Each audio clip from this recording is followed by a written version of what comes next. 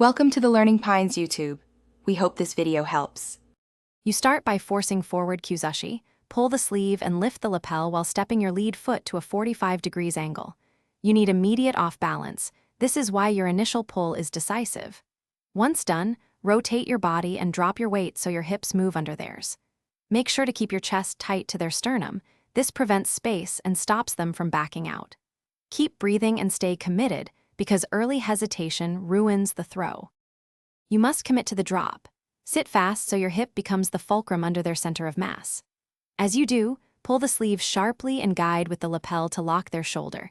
This combination creates torque. Once seated, rotate your torso and drive through your legs. This is where power comes from, not your arm. Make sure to lift slightly with your hips while twisting their upper body over your shoulder. Timing between pull and turn is critical for a clean throw.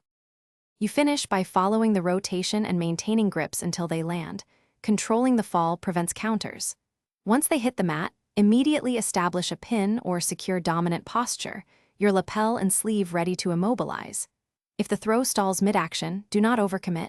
Shift your weight back, pull them forward again, and re-establish kyuzashi for a second attempt.